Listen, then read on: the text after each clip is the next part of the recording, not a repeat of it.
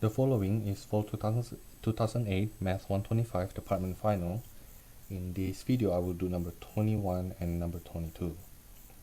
Number 21, identify the horizontal asymptote of gx equals to 4 to the x plus 5. Gx equals to 4 to the x plus 5. Now, let's be aware that this function is actually coming from the original basic exponential function 4 to the x. Okay, maybe I say that that this function is coming from this is g naught x equals to 4 to the x being moved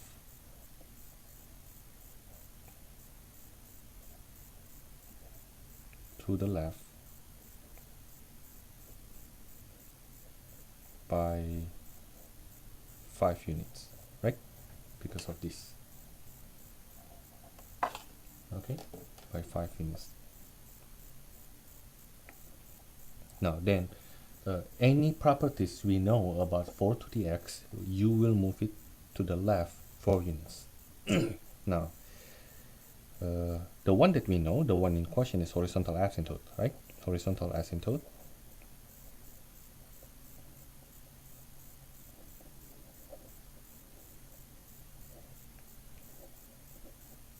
For this, for g naught x equals to 4 to the x is, I hope you remember the graph, is y equals 0. Okay, because the graph actually looks like this, right? And the horizontal asymptote is y equals to 0. There is no vertical asymptote, and we also know that the x-intercept is 0, 1. Okay, now then imagine if this graph being moved to the left by 5 units, then what will happen is the 0, 1 now becomes negative 5, 1, right? It will now move like this. Okay, but you see, nothing really happened to the horizontal asymptote. It's still the same, right? The horizontal asymptote y equals to 0, which is this line here, if I move it 5 units to the left, it will be the same one. Is it right? Okay, so we will see that the horizontal asymptote here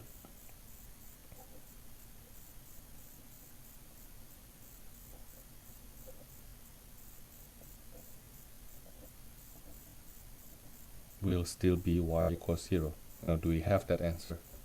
No, we don't have that answer. Is there anything wrong?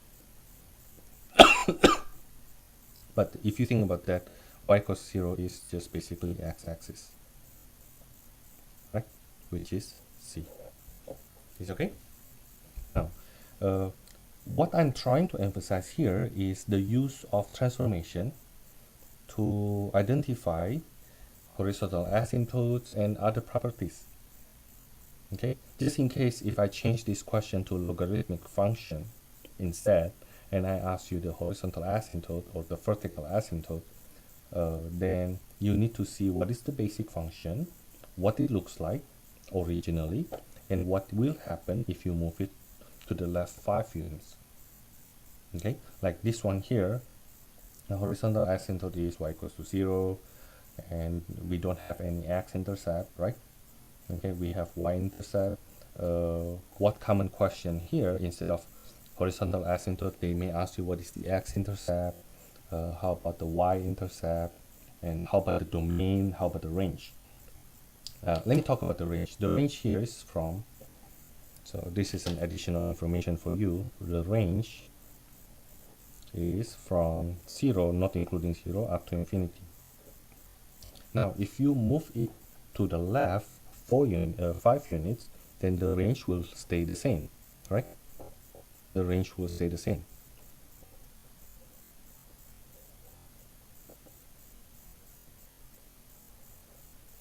Is it okay? The range will stay the same. Another thing I would like to mention is what happens if instead of 4 to the power of x plus 5, where the x plus 5 are in the exponent here, if I change this question just for fun, but I think this is necessary. For example,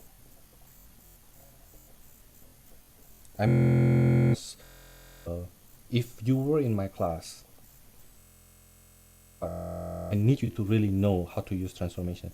Suppose I change to hx equals to 4 to the x 5. What will happen then? What look like?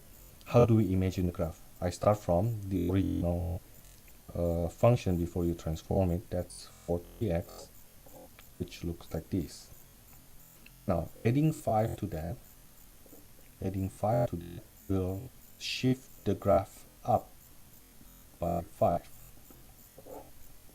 So I will go up 5 units. Now my graph looks like this here. Okay. Now my x-intercept was 0, 1. Now it becomes, if you move it up 5 units, it becomes 0, 6. Okay. Now, and then the horizontal asymptote was y equals to 0. Now it becomes y equals to 5. Okay. The range was from 0 to infinity. Now the range becomes from 5 to infinity. From 5 to infinity. Now from here we see, because the range is not including 0, that we don't have any x-intercept. Okay? Yeah, the domain is still the same because the domain cover everything. However you transform that, then the domain still the whole real number. Okay, that's for number 21. Number 22. A chemist wishes to mix a 30% acid solution with 55% acid solution to obtain the 120 parts of 40% acid solution. Let's try to picture it. We have two solutions. First one is 30%. The second one is 55%. Okay, now they want to pour this together, and now it becomes 40%, and the total volume is now 140 parts, 120 parts. Now, of course, then the sum of these two original solutions must be the volume. The sum of the volume must be 120 parts, right? Now, let me assign a variable for one of them. I tend to use x for the larger or the more concentration one, the higher concentration one. Okay, if the volume here is x and the sum of these two has to be 120, here must be 120 minus x. The sum has to be 120 if you add 120, right? Okay, now so let's define that x. Okay, let x be the amount of 55% acid solution.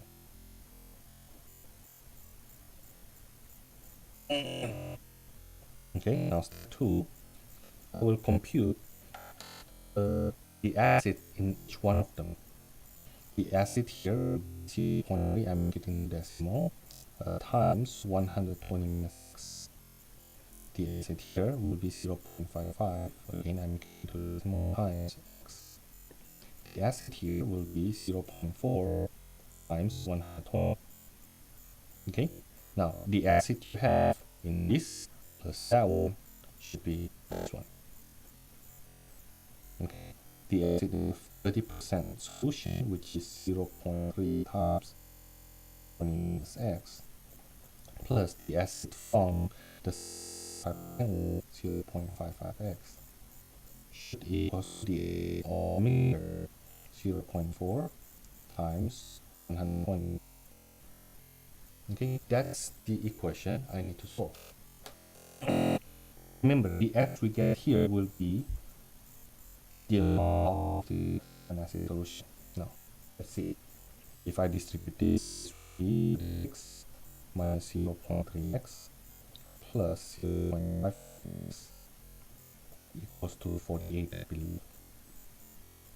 I will put my lantern here. 36 plus 0.25 equal to 48. Subtract by 36. That will be 12. And I divide by 0.25. 2 is 1/4, right? To divide by 1/4 is to multiply by 4. We'll see if you just see this is 48. Okay? When I copy, so finally, 48 is, you will see that 55%, that's it.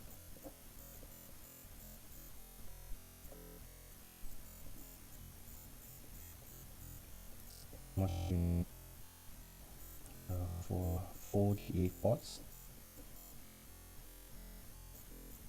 right? And therefore, how about for the 30% solution?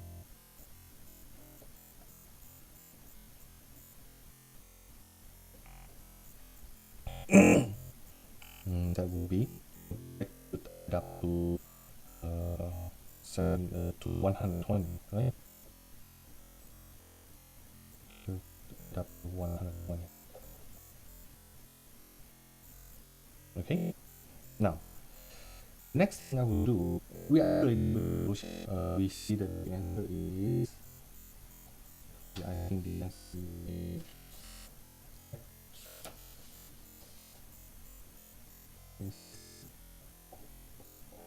But before I leave you here, I want to build some wish.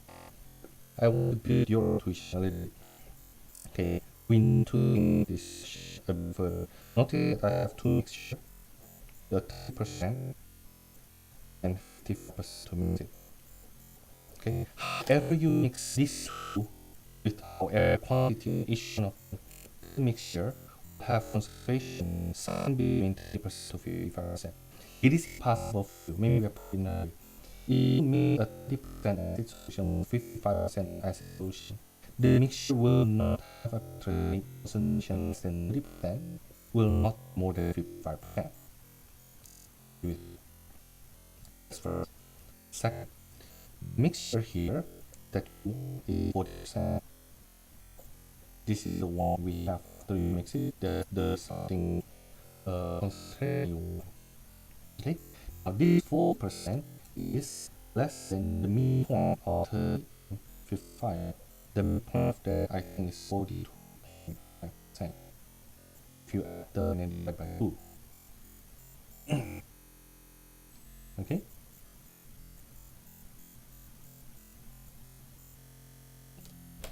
With this said, I want to have an instinct that if what I want is 42.5%, if the final mixture has concentration of 42.5%, which is right in the middle of 30% and 55%, then the volume of 30% and 55% has to be the same. Okay, only if volume of the same that resulting mixture will have concentration right at the midpoint. Okay, now with that said, you see that the option here. So if I change this question, I want to obtain 120 watts of 42.5%. So then the answer is clearly 60 watts for both of them because one get mid now. But what we need here is 40%, which is 72%. This implies for you to have this kind of concentration, you need to put more paper as solution than the 55% solution.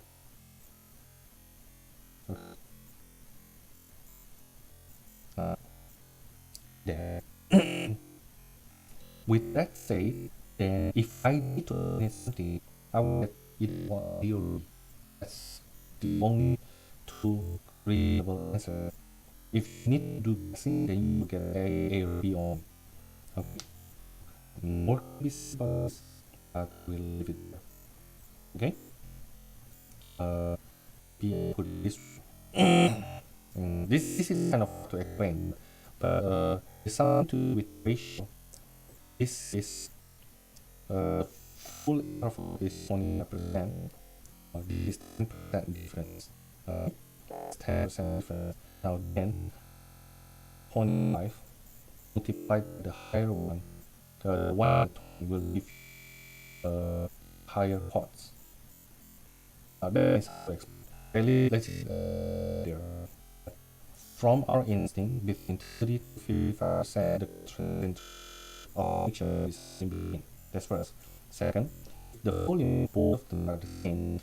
The calculations have concentration right in the middle. Now, because we both we will need more volume from 30%. Okay, the balance tilt to the 30%. Now, how the SP okay. There, if you do guessing, you guess this one. You may try sorry and it's not one and that. Okay, that's for total